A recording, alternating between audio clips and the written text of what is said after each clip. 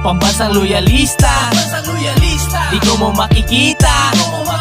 Pambansang loyalista, dito makikita ang totoong balita. 1, 2, 3, Pambansang loyalista, ito ang the best.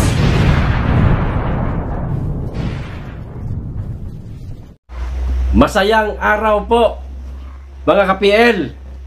Bahagyang nagalit po si Congressman Sandro Marcos sa ilang mga kapitan sa Lawag, Ilocos Norte sa isyong pangungurakot at pangingikil sa kanilang mga kababayan. Ganito po kasi ang istorya, mga ka-PL. Meron pong ipinamimigay na mga ayuda. Ngayon, bago ka mabigyan ng ayuda, kinakailangan mong humingi ng Certificate of Indigency. Anong ginawa po ng mga kapitan? Imbis na ibigay na lamang pong libre itong mga Certificate of Indigency, hinihingian po ng pera yung pobre nilang mga kababayan. Kinikikilan po, kinakwartahan po, mga ka-PL. At nakarating po ito kay Congressman Sandro Marcos. Ayun, nagalit ang batang congressman. At mga ka-PL, hindi siya magdadalawang isip na kakasuhan, sasampulan itong iilang tiwaling opisyal sa Lawag, Ilocos Norte. May video po akong ipapanood sa inyo, mga ka-PL. Pero bago ko po simulan, magkikisuyo po muna ako sa mga hindi pa nakasubscribe dyan. Baka naman, pakiclick na rin po ang notification bell para updated sa lahat ng upload. At huwag niyo pong kalimutan, palike po sa video, mga ka-PL. Maraming salamat po. Makikisuyo lang. O eto na yung video. Now in saying that, meron din kaming dumating na report, and I'm dismayed to hear it, dyan sa Lawag, na may mga kapitan na binebenta ang mga Certificate of Indigency. Now, just like to reiterate this to everyone na nandun na nagseserbisyo sa ating mga kakailian, kung meron akong maririnig na ganun na nangyayari, na binibenta ang Certificate ng Indigency or ibibigay lang ang Certificate of Indigency sa kanilang mga constituents kasi may persento na pupunta sa kapitan, ako magdadalawang isip na pumunta sa ombudsman para kasuhan yung kapitan na yan. May mga pangalan na akong narinig, meron na akong narinig na ginagawa nila, hindi ako magdadalawang isip na kasuhan. I make sure that they see their day in court. And I implore them, stop these malpractices dahil ang ating kakailian ay ang naawa, silang nalulugi, mga nangyayari ganun. Certificate of Indigency, certificate na mahirap ka tapos kukuha ka pa ng pera sa kanila. That's inexcusable. So that's another part that na talagang we will make sure that we monitor. But in any case, while that is ongoing and while warning is out, I will yung process namin sa office magiging mas mabilis at mas maayos. Ayan, maliwanag. Mga kapitan dyan sa Lawag, Ilocos Norte, hindi siya magdadalawang isip na iparating sa ombudsman. Kapag hindi ninyo itinigil yung inyong ginagawang katiwalian. Mga sir, may sweldo ho kayo. Abay, mahiya-hiya naman po kayo. Huwag naman po masyado makapalang mukha, mga sir. Maawa naman kayo sa mga kababayan ninyong pobre na nga. Umaasa sa ayuda. Umaasa makahingi ng ayuda. Pero ang ginagawa ninyo, imbis na tulungan na lamang po ninyo, kinikikilan nyo pa. O sabihin na lang natin, mga ka-PL, merong mga 5,000 katao ang nais manghingi ng indigent o Certificate of Indigency. Tapos, bawat isa hihingian ng, sabihin natin, 200 piso. Abay, malaki-laking halaga din yan, kapitan. Ang tanong, yung mga nakikil ninyo, saan mapupunta yan, Kapitan? Wag naman pong ganon.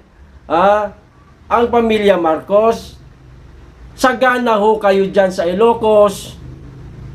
Hindi po kayo pinababayaan. Kapitan, mag-isip-isip po kayo. Maawa naman po kayo sa pobre niyo mga kababayan. May mga anak yan. May mga estudyante yan. Katulad din po ninyo. Nangangailangan din po yan.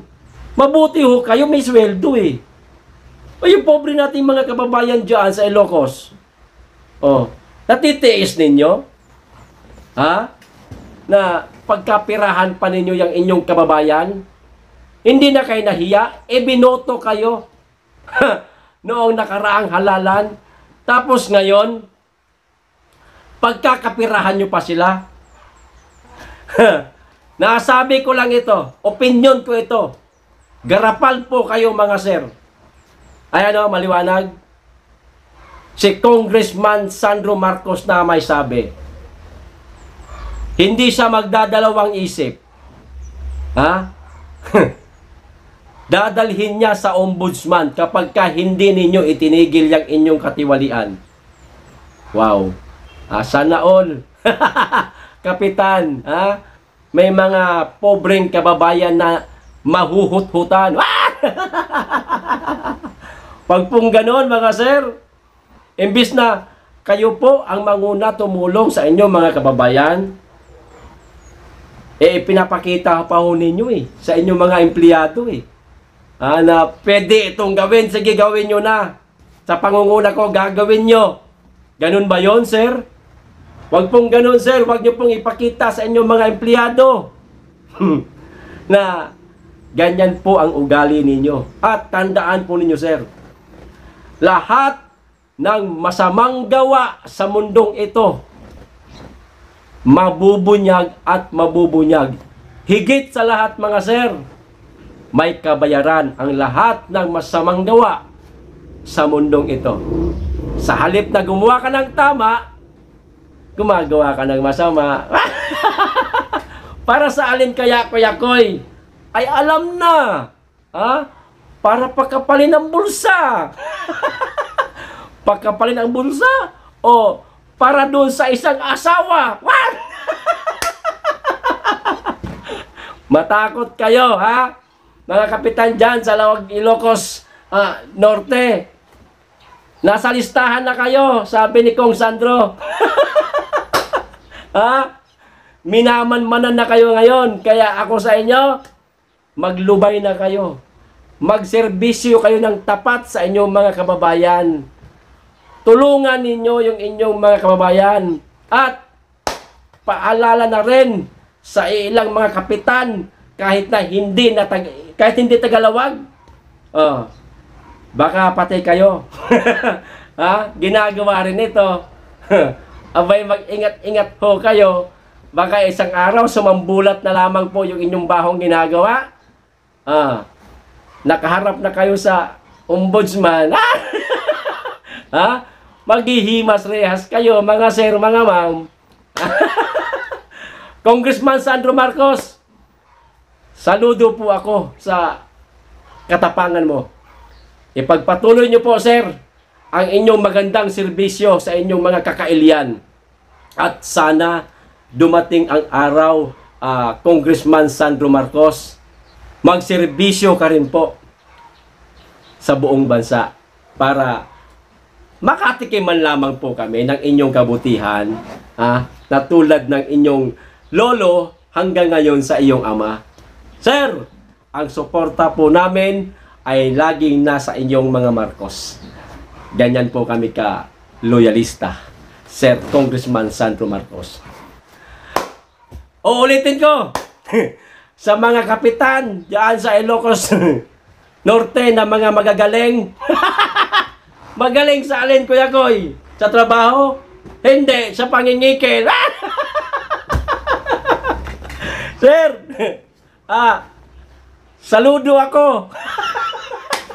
Sa alin, Kuya Koy? Sa katapangan nila. Bakit matapang ba? Oo. matapang mangurako at mangikil sa kanilang mga kababayan. Prak! Ha? Nakakadiri kayo, sir. Okay? So hanggang dito lamang po mga ka-PL. Maraming salamat po sa inyo lahat. Mag-iingat kayong lagi. Be blessed.